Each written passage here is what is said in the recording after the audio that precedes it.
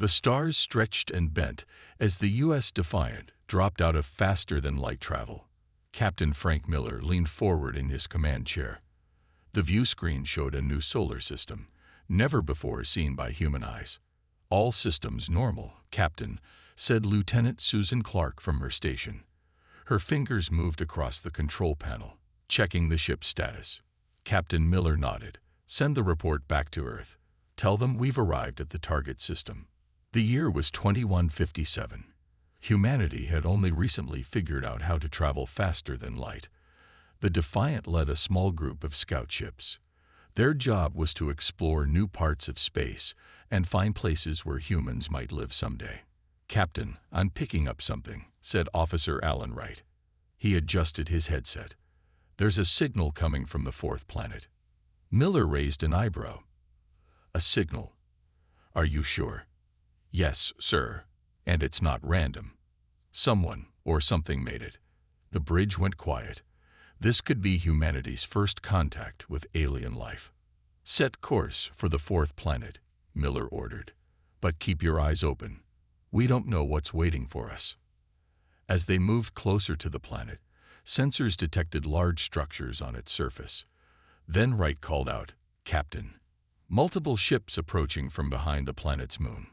On the view screen, strange ships appeared. They looked like giant silver fish with glowing blue lines along their sides. The largest ship was twice the size of the Defiant. "They're hailing us," Wright said. Miller straightened his uniform. "Put them on screen." The alien that appeared had light blue skin that seemed to shine with different colors as it moved. Its eyes were large and completely black, and it had no visible ears or nose. "Attention unknown vessels," the alien said in perfect English, which surprised everyone. "You have entered territory of the Zorthan Galactic Empire. I am Commander Vexlar of the Imperial Dreadnought Eternal Glory. You will power down your engines and prepare to be boarded. Resistance will result in your destruction." Miller blinked in surprise. "This is Captain Frank Miller of the Earth ship U.S. Defiant. We come in peace and had no knowledge this system was claimed by anyone. We suggest a peaceful meeting to discuss." Silence. Commander Vexlar's voice boomed. "The Zorthan Empire does not negotiate with primitive species. Your ships are poorly designed and clearly inferior. You will surrender immediately or be destroyed as an example to others who might trespass in our space." Miller looked around at his crew. Chief Engineer Paul Rodriguez rolled his eyes. Lieutenant Clark covered her mouth to hide a smile. Even the usually serious Officer Wright was fighting back a grin. The captain turned back to the screen. "Commander, with all due respect, we have no intention of surrendering our ships. Perhaps we could meet and discuss this situation like reasonable." "You dare to refuse?" Vexlar seemed shocked. "Your pathetic vessels stand no chance against even one Imperial ship. I will give you one final chance to submit to Imperial authority." That did it. Miller couldn't help himself. He started to laugh. Then Clark laughed.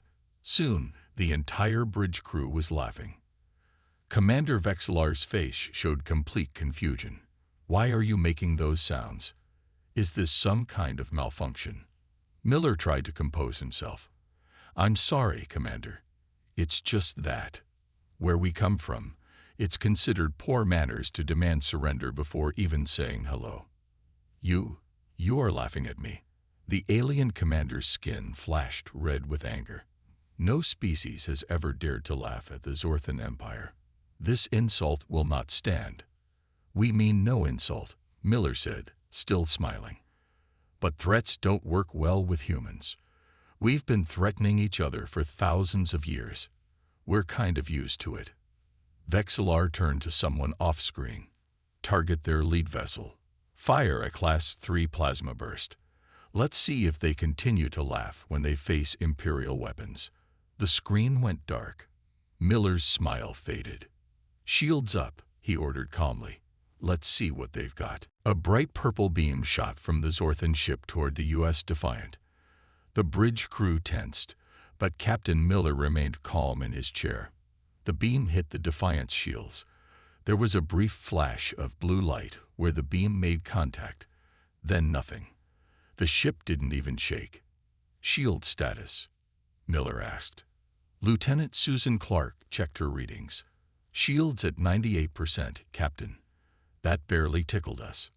Miller nodded. "Interesting. What was that supposed to do?" Chief Engineer Paul Rodriguez looked up from his station. "Based on the energy readings, I think that was their idea of a warning shot. Maybe it's supposed to damage smaller ships." On the view screen, the Zorthan vessels hadn't moved. They seemed to be waiting for the humans to panic or run. "They're hailing us again," Officer Alan Wright said. "Put them on screen," Miller ordered. Commander Vexlar appeared, his face showing a mix of surprise and anger. "Impossible. Your shields should have failed. What trickery is this?" Miller leaned back in his chair. "No trickery, Commander. Just good engineering. I take it that was supposed to damage us. That was a Class 3 plasma burst. It can disable ships twice your size." Vexlar was clearly frustrated. Rodriguez whispered to Miller, "Their weapons technology seems less advanced than ours, Captain. They rely on brute force rather than precision." Miller nodded and addressed the alien commander. "Perhaps we got off on the wrong foot. Let's start over. We are explorers from Earth, seeking peaceful contact with other intelligent species." "Peaceful?" Vexlar scoffed. "You resist Imperial authority and mock our power. Prepare for a full attack." The transmission ended. Miller turned to his crew. "Options, people." Lieutenant Clark spoke first.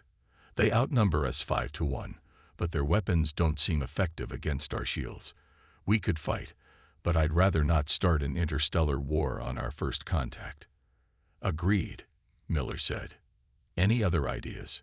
Rodriguez grinned. "We could show them a magic trick." "What do you have in mind?" Miller asked. "The decoy system," Rodriguez explained.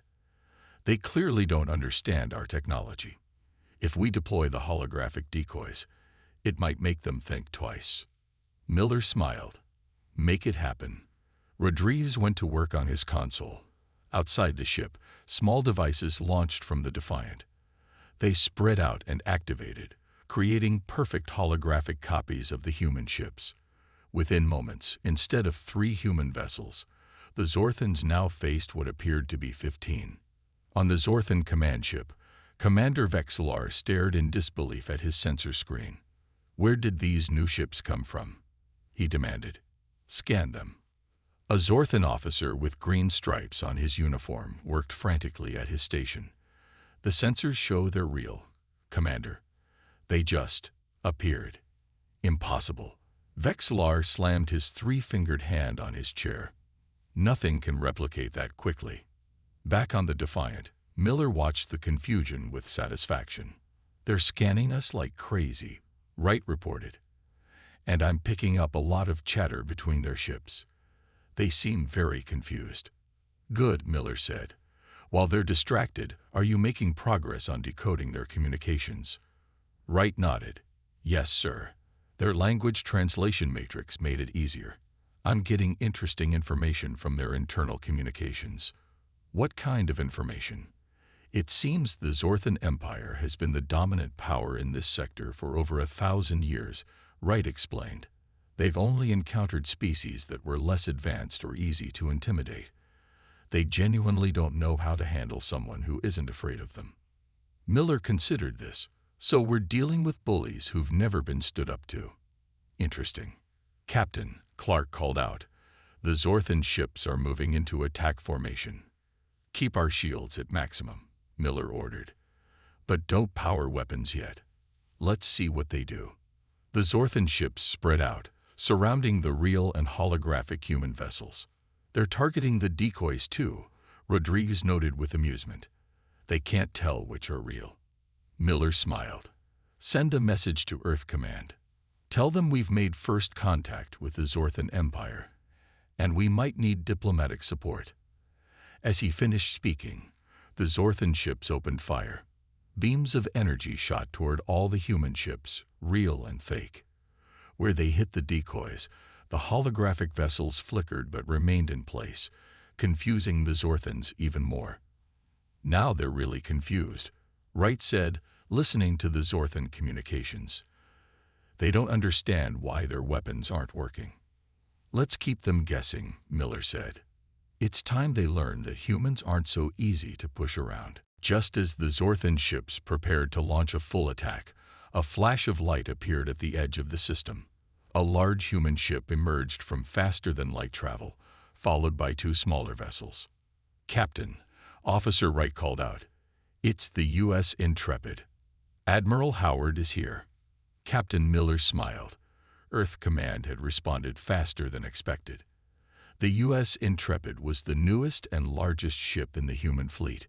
It was twice the size of the Defiant and carried the latest weapons and defense systems. On the bridge of the Zorthan command ship, Commander Vexlar watched in alarm as the new human vessels appeared. "More of them," he growled. "How many ships do these humans have?" His second-in-command, a female Zorthan named Kreval, looked worried. "Commander, perhaps we should contact the Imperial Palace for instructions." Vexlar didn't like the suggestion, but he nodded. "Do it, and keep your weapons aimed at the human ships." Meanwhile, the U.S. Intrepid moved into position beside the Defiant. The ship's communication system activated, and Admiral Grace Howard's face appeared on the Defiant's view screen. "Captain Miller," she said with a smile. "Looks like you found some new friends." Miller nodded. "Yes, Admiral. The Zorthan Empire. They're not very friendly, though. They've already fired on us once." "I see," Howard said, her expression turning serious. "Let me handle this." Admiral Howard was a tall woman with short gray hair and a commanding presence. She had fought in Earth's last war and was known for her skill as both a warrior and a diplomat. "Open a channel to the Zorthan command ship," she ordered. When Commander Vexlar's face appeared on the screen, Howard spoke calmly. "This is Admiral Grace Howard of Earth Fleet. I propose an immediate meeting to discuss this situation peacefully." Vexlar seemed surprised by the direct approach. "The Zorthan Empire does not negotiate with inferior." "Commander," Howard interrupted, "continuing this confrontation will only result in unnecessary loss of life on both sides. I invite you and your representatives to come aboard my ship for talks." After a long pause, Vexlar agreed. An hour later, a Zorthan shuttle docked with the Intrepid. Commander Vexlar emerged, along with his second-in-command Kreval, and an older Zorthan with elaborate markings on his blue skin. "This is Imperial Envoy Krex Don," Vexlar announced. "He speaks for the Emperor in diplomatic matters." Admiral Howard led the Zorthans to a large meeting room where Captain Miller and his senior officers were waiting. The humans stood as the aliens entered. Envoy Krex Don looked around at the humans with obvious disdain. "We have agreed to this meeting as a courtesy," he said, "but understand that the Empire's position remains firm. You must recognize our authority and offer tribute for your trespass in our space." Howard gestured for everyone to sit. "Envoy Krex Don, we had no knowledge that this system belonged to anyone. Humans are explorers, not conquerors. We seek peaceful relations with all species." "Peace is submission to imperial rule," Krex Don replied coldly. "Your primitive species should be honored that we offer you a place in our empire rather than immediate destruction." Chief Engineer Rodriguez couldn't hold back a short laugh. Krex Don turned to him, eyes narrowing. "You find this amusing, human?" Admiral Howard stepped in. "Perhaps we should show you something, Envoy." She nodded to Rodriguez, who activated a control panel. The room darkened, and a holographic display appeared in the center of the table. It showed images from Earth's long history of warfare, ancient battles with swords and shields, World War II tanks and planes, modern orbital weapons platforms, and finally, the devastating colony wars that humanity had fought among its own settlements before finding peace. "This is our history," Howard explained. "Humans have been fighting each other for thousands of years. We've become very good at it, but we've also learned the value of peace. The Zorthans watched in silence, their expressions unreadable. "Your weapons technology may be impressive," Krexdon said finally, "but the Empire spans thousands of worlds. We cannot be intimidated." Howard smiled. "We're not trying to intimidate you. We're just introducing ourselves. Now, would any of you care for coffee and cookies while we discuss terms for peaceful coexistence?" The Zorthans looked at each other in confusion, completely thrown off by the casual offer of refreshments after such a serious presentation. "What are cookies?" Kreval asked cautiously. For the first time, a small crack appeared in the Zorthans' arrogant facade. On the Zorthan capital world of Zortha Prime, Emperor Zexthal sat on his crystal throne. His skin shimmered with royal purple patterns as he listened to the report from Envoy Krexdon. The Grand Hall was filled with military officers and royal advisors, all waiting to hear about these strange new humans. And then they offered us small round food items called cookies after showing us images of their wars. Krexdon finished. "It was most confusing, Your Majesty." The Emperor's eyes narrowed. "These humans do not fear us." They showed no fear at all. Commander Vexillar added. "They laughed at our threats and their shields easily blocked our weapons." Chief Military Advisor Glexmore stepped forward. "Your Majesty, I believe these humans may be more dangerous than they appear. Their technology in some areas seems to surpass our own." "Impossible," shouted another advisor. "The Empire has the most advanced technology in the galaxy." The Emperor raised his hand for silence. "What do we know about their home planet?" "They call it Earth," Krexdon replied. "It appears to be a water-rich world with only one large moon. They have only recently developed faster than light travel. So they are newcomers to the stars," the Emperor mused. "And yet they show no proper respect for our 10,000 years of galactic dominance." Meanwhile, on the U.S. Intrepid, Admiral Howard had allowed a human specialist to visit the Zorthan vessel as a show of good faith. Linda Carter was a xenanthropologist, an expert in studying alien cultures. She walked through the Zorthan ship with an escort of 4 blue-skinned guards. "Your ship is very impressive," she told her guides, taking notes on her tablet. "The architecture seems designed to emphasize hierarchy and order." The Zorthans didn't reply, but Linda noticed how every room had clear markers of rank and status. Even the walkways had different colored paths for different ranks to follow. "May I ask how your society makes decisions?" she inquired politely.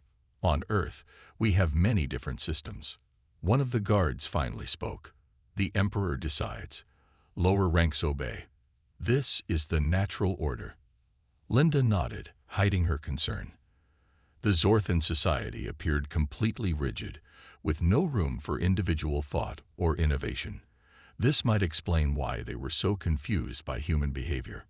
Back on the Zorthan capital, a junior science officer named Kexvin was working late in his small laboratory. Unlike other Zorthans, Kexvin was curious about these new humans. He had secretly accessed recordings of human broadcasts that the Imperial ships had intercepted. On his screen, he watched humans dancing, arguing, playing sports, and creating art. There seemed to be no rigid hierarchy, yet they worked together effectively. It was fascinating and a little frightening to the young Zorthan. "Officer Kexvin." A sharp voice made him quickly shut off the screen. His supervisor, Science Director Mexcor, stood in the doorway. "What are you doing?" "Research on the humans."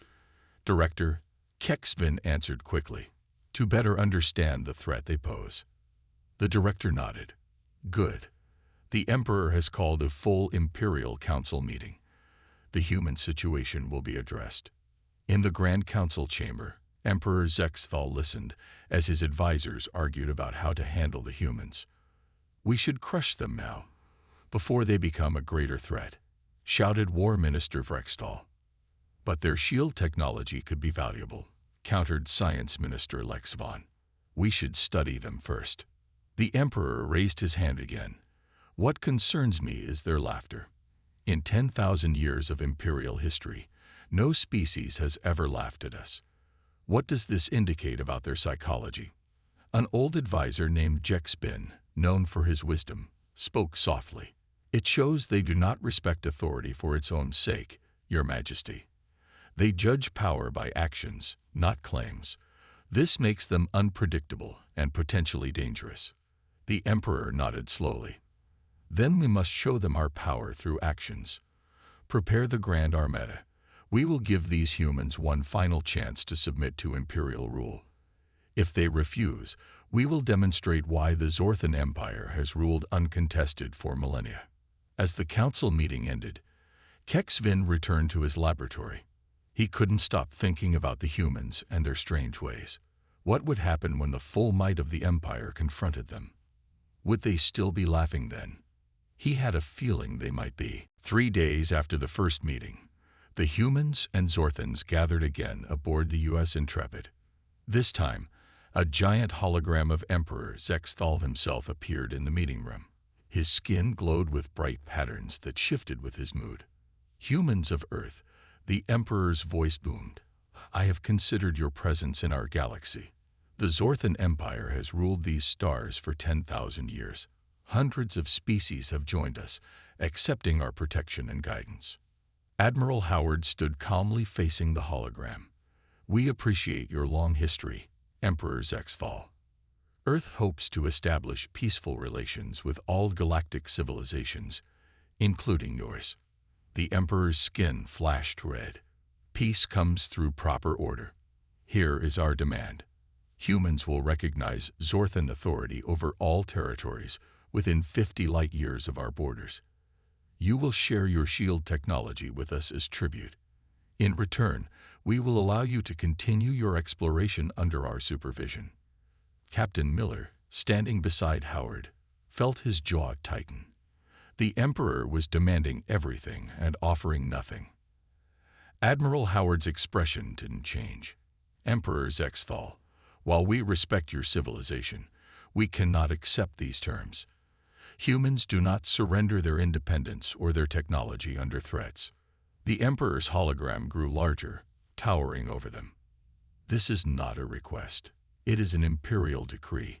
You have 3 Earth days to reconsider before we take action." After the hologram disappeared, the Zorthan representatives quickly left the ship. Admiral Howard called an emergency meeting with her officers.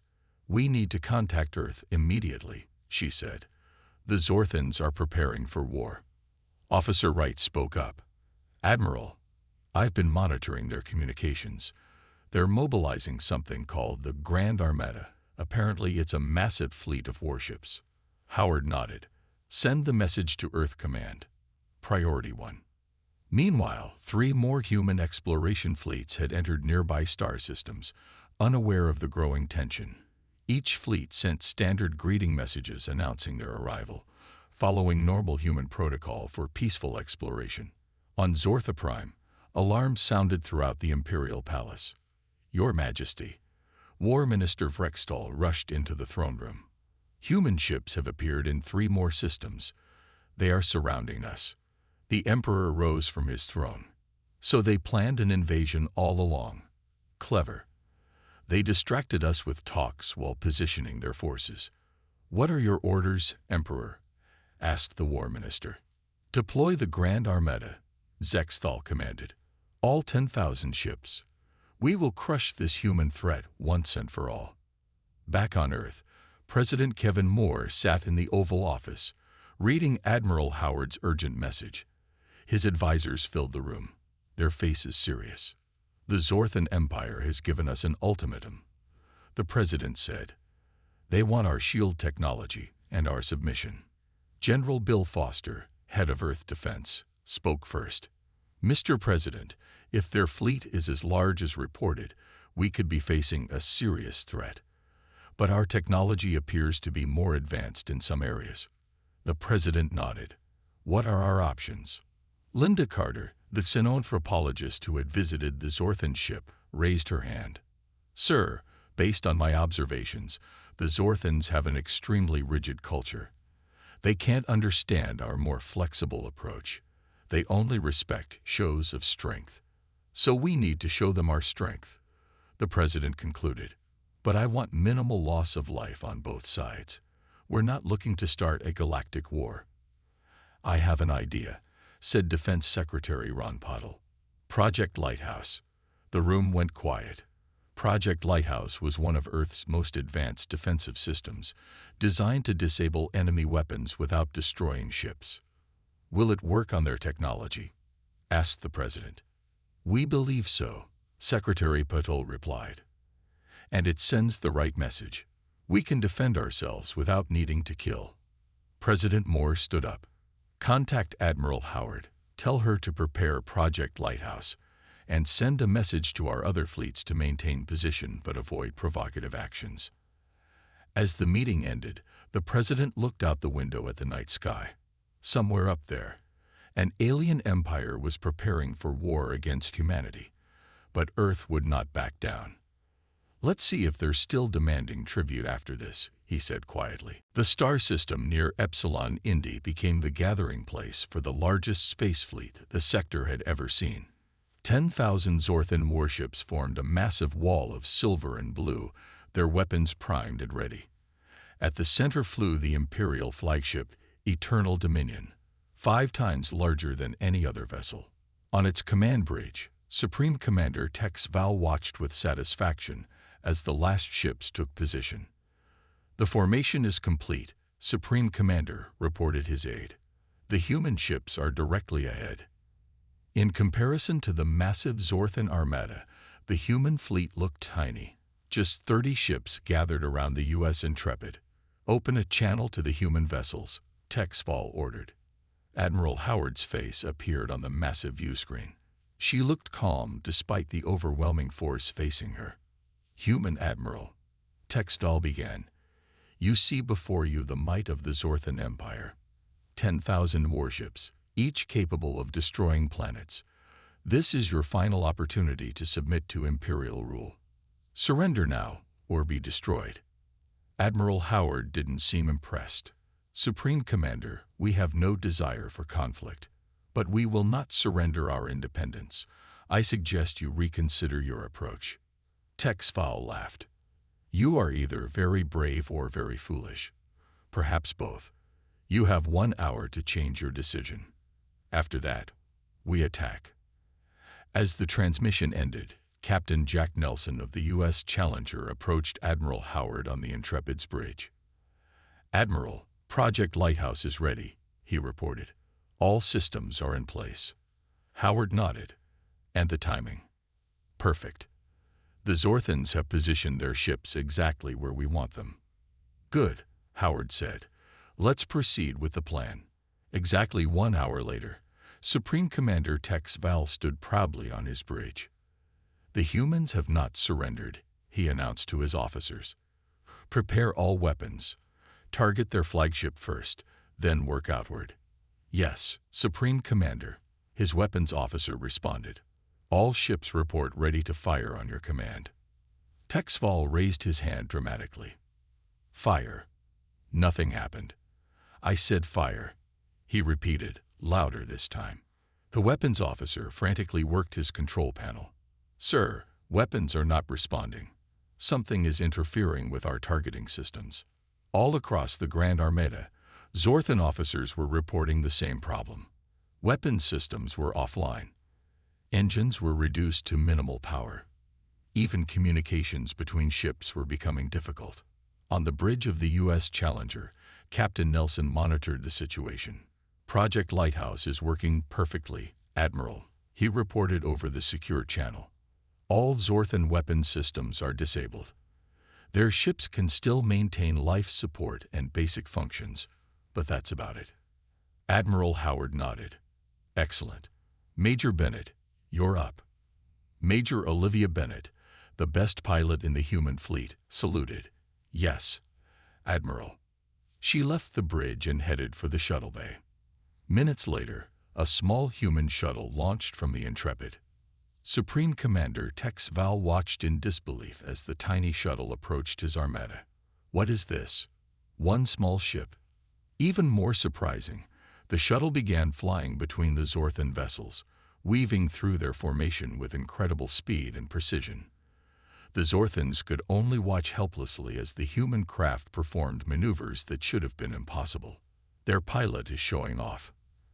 Tex Val growled in frustration. They're mocking us.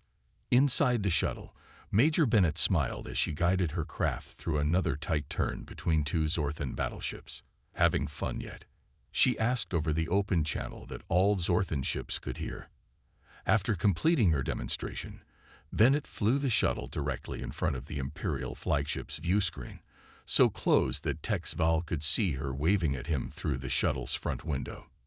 Admiral Howard's voice came over all Zorthan communication systems. Supreme Commander, we've demonstrated that we could have destroyed your entire fleet if we wanted to. Instead, we chose to simply disable your weapons temporarily. This technology, which we call Project Lighthouse, is just one of many defensive systems humanity has developed.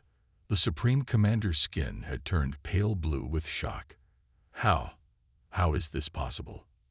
Now, Howard continued, shall we discuss more reasonable terms for peaceful coexistence? Your ship's systems will be fully restored in 1 hour as a show of good faith. 1 week after the confrontation at Epsilon Indi, a neutral space station became the meeting place for the most important diplomatic talks in human history. Emperor Zexthal himself arrived on his royal vessel, accompanied by 50 ships instead of 10,000. President Kevin Moore led the Earth delegation, traveling on the U.S. Intrepid. The meeting room was large and circular, with a round table in the center. Humans sat on one side, Zorthans on the other. It was the first time a Zorthan emperor had ever met personally with a foreign leader. President Moore, the emperor began, his voice less commanding than before. Recent events have forced the Empire to reconsider our approach to your species. President Moore nodded. We appreciate that, Emperor Zexthal. Humans come in peace, but we will always defend ourselves when necessary. The Emperor's skin showed subtle patterns of green, a sign of curiosity. Linda Carter had explained to the human delegation. For 10,000 years, the Emperor said, the Zorthan Empire has been the most powerful force in this sector of the galaxy. No species has ever challenged us. Until now. We did not come to challenge you, President Moore replied. We came to explore and learn. This galaxy is vast enough for all of us. The diplomatic teams spent 3 days discussing borders, trade, cultural exchange, and security agreements. The Zorthans were surprised by how flexible humans could be on some issues while remaining firm on others. During a break in the talks, Science Minister Lex Vaughn approached Linda Carter. Your study of our culture was quite thorough, he noted, but there is something I do not understand about humans. What's that? Linda asked. You have no clear hierarchy. Your president consults with advisors. Your admiral allows captains to make suggestions. Even your shuttle pilot showed individual initiative. How does your society function without strict order? Linda smiled. We've found that good ideas can come from anywhere. Humans value both teamwork and individual thinking. Different perspectives make us stronger, not weaker. The minister seemed troubled by this concept. This goes against everything in Zorthan philosophy. In another corner, Junior Science Officer Keck Spin was speaking with Captain Miller. Since his knowledge of humans had proven valuable, Keck Spin had been promoted and included in the diplomatic mission. Your ships, Keck Spin said excitedly. They're designed for both exploration and defense. Our ships are only built for showing power and authority. Miller nodded. Humans prepare for the worst while hoping for the best. It's saved us many times. On the final day, the Epsilon Accords were signed. The agreement established peaceful relations between Earth and the Zorthan Empire. Both sides would respect each other's territories and work together on scientific research. As the human delegation prepared to leave, Emperor Zexthal approached President Moore privately. There is one question that has bothered me since our first contact, the Emperor said. When my commander threatened your ships, your people laughed. Why? President Moore smiled. In our long history, humans have faced many threats, from nature, from each other, and from ourselves. We've learned that fear can be overcome with humor.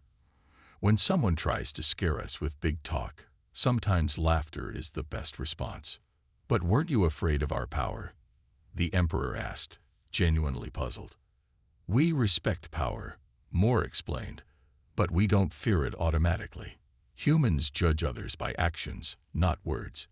Your threats seemed, well, a bit dramatic to us. For the first time, the Emperor's face showed something like a smile. Perhaps the Empire has become too dependent on fear. It is refreshing to meet a species that thinks differently. 1 month later, a new mission launched from Earth. The U.S. Discovery, commanded by Captain Frank Miller, set out to explore unknown regions of the galaxy. Joining the crew was Special Scientific Liaison HFY, the first Zorthan to serve on a human ship. As the Discovery prepared to enter faster-than-light travel, Miller looked at his new Zorthan crew member. Ready for an adventure? HFY's skin glowed with excitement. I have learned that with humans, everything is an adventure. Miller laughed. You've got that right. The ship disappeared into the stars, carrying the promise of a new era of exploration and cooperation between two very different civilizations.